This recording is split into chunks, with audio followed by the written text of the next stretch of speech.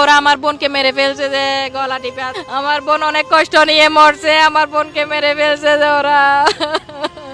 বিয়ের মাত্র 1 মাস 19 দিনের মাথায় লাশ হলো গৃহবধূ জুমা আক্তার এবং জুমা আক্তারকে পরিকল্পিতভাবে খুন করা হয়েছে বলে দাবি করছে জুমা আক্তারের মা, বাবা এবং বোন। জুমা আক্তারকে আজ থেকে 1 মাস 19 দিন আগে বিয়ে দেওয়া হয়েছিল হাটহাজারী আমান বাজার এলাকায়। তবে স্বামী পক্ষ বলছে যে মানসিক অশান্তি থেকে জুমা আক্তার আত্মহত্যা করেছে। আর জুমা আক্তারের মা, বাবা, বোন বলছে যে না, তাকে পরিকল্পিতভাবে খুন করা হয়েছে। 19 মার্চ হাটহাজারী মডেল থানা পুলিশ এলাকায় যেয়ে সে লাশ উদ্ধার করে। তবে ঝুলন্ত অবস্থায় পুলিশ লাশ উদ্ধার করেনি বলে আমরা জানতে পেরেছি। ইতোমধ্যে জুমা আক্তারের স্বামী, স্বামীর বোন এবং মাকে জিজ্ঞাসাবাদ করার জন্য হাটহাজারী মডেল থানায় নিয়ে আসা হয়েছে। আমরা এ বিষয়ে স্বামী পক্ষের কোনো লোকের বক্তব্য পাইনি, যেহেতু তারা থানা পুলিশ হেফাজতে রয়েছে। এবং 19 মার্চ ইফতারের আগে আমরা এই ভিডিও ধারণ করছি। আমরা এই বিষয়ে একটু জানার জন্য জুমা আক্তারের মা, বোন, বাবার সাথে কথা বলতে চাই। কি হয়তো মারো শোনাতে মাতার আর মাইয়ারে মারি বেলাই দেয় তারা জামাইতে পছন্দ নয়, মা বাপে যাই চিঠি লগে আর লই লেভেল ঠিক লেগে তো দিন মানে একবারে কিছু মানে বুঝিন না পারে। 1 মাস 19 দিনও তাজে আর মাইবারে খতম করে দিয়ে আল্লাহ আর মাইবারে ডাকি দি বেলাই তু নমারিয়ে না আর মাইবারে দি বেলাই তু কিনলে মারি বেলাই রে আল্লাহ, ও আল্লাহ রে।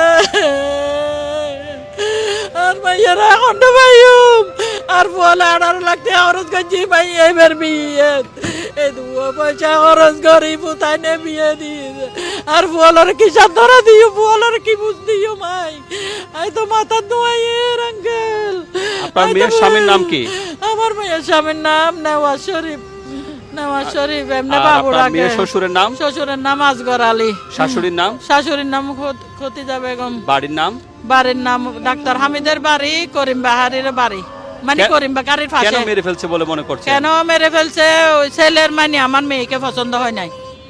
আপনারা ও বাইরে বাইরে কি থাকতো। অবস্থায় দেখতে পেয়েছেন? আমরা তো পালঙের উপর, খাটের উপর শুয়ানো দেখছি মৃত। আচ্ছা, আমার বোন তখন মৃত। আমরা যখন গেছি তখন ওরা মেরে তারপর আমাদেরকে খবর দিছে যে আমার বোন নাকি বড় বড় নিঃশ্বাস ফেলতেছে।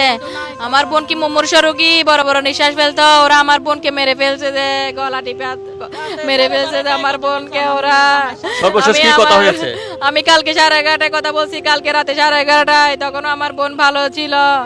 সকালে সেহরি খাওয়ার পর থেকে এই ঘটনাগুলো ঘটছে যে আমাদেরকে বলছে যে 9:30টার পরে ফোন দিয়ে আমাদেরকে বলতেছে যে আমার বোন নাকি কিরকম কিরকম করতেছে। তখন আমার বোন মৃত। তখন যখন আপনার বোনের লাশ ওখানে ছিল তখন ওই ঘরে কারা কারা ছিল? ওই ঘরে ছিল যে শাশুড়ি, ননদ আর হাজবেন্ড, আর কেউ ছিল না। বোন একটাকে ডাকি নিয়ে আসছে বাইরের, মানে ও দিয়ে জামাই রেটা থেকে কল দিয়ে ও দিয়ে কথা বলাইছে যে আমাকে, মানে ও নিজেরা বলে নাই, মা বলতে খালামণি আমার এক খালামণি আমার বোনের শ্বশুর বাড়ির পাশে, ওনাকে ডাকাইছে। ওরা ওনাকে ডেকে আনছে। ওনাকে ডাকার কি দরকার ছিল? আগে আমাদেরকে ফোন দিত। আমার বোন কি অবস্থায় ছিল ওই অবস্থাতে আমাদেরকে ফোন দিয়ে জানাইতো ওরা। কিন্তু স্বামী পক্ষের লোকজন বলছে যে নাকি আপনার বোন আত্মহত্যা করেছে। স্বামী পক্ষের লোকরা একবার বলছে যে প্রেসার বেড়ে স্ট্রোক করছে। প্রথমে বলছে যে ওরা কি ডাক্তার, ওরা বলছে যে প্রেসার বেড়ে স্ট্রোক করছে। দ্বিতীয়বার আরেকজনে বলতেছে কি গলা ওড়না পেঁচিয়ে পেঁচানো অবস্থায় আমার বোনকে বাথরুম থেকে বের করছে। কথা 2 রকম হয়ে গেছে এগুলা। ওরা এখানে সুন্দর করে সাজায় গুজায় রাখছে, একটা মোড়াও দিয়ে রাখছে বাথরুমের ভেন্টিলেটরের এখানে। পুলিশ কি লাশ ঝুলন্ত অবস্থায় উদ্ধার করেছে নাকি না মাটিতে? না, ঝুলন্ত অবস্থা আমরা কেউ দেখি নাই। আমরা সবাই দেখছি যে ওকে শোয়া রাখছে খাটে, ওকে খাটে শোয়া রাখছে। আমার বোন তখনও মানে ছিল, মানে ওই মানে আমরা যাওয়ার আগে ও রু চলে গেছে, ও তখন মৃত। কি চান আমরা আপনারা? কে আমার বোনকে মৃত দেখছি। আমরা সুষ্ঠু বিচার চাই। আপনারা তদন্ত করে আমার বোনের সুষ্ঠু বিচারটা বের করে দেন। আমরা সুষ্ঠু বিচার চাই। আমরা মেয়ের বাবার সাথে কথা বলবো। আপনার নাম? আমার নাম মোহাম্মদ শাহ আলম। আপনাদের বাড়ি? আমাদের বাড়ি সানমেটানের বাড়ি বড্ডিগের ফুকে কারখান ভাড়া। কি চান এই ঘটনায়? এই ঘটনা আমরা সুষ্ঠু বিচার চাই। আমি সুষ্ঠু বিচার চাই, আর কি চাইবো? চাইবার আর কিছু নাই। আপনার কয় আমার ছেলে, মেয়েকে কয় দিতে মেয়ে? পারবে না। কয় ছেলে কয় মেয়ে আপনার? 3 ছেলে 3 মেয়ে। আমার বোন বলতো যে ওর হাজবেন্ড পরকিয়া করে, ওর হাজবেন্ড ওকে পছন্দ করে না, ওর হাজবেন্ড ওকে মানসিক টর্চার করতো।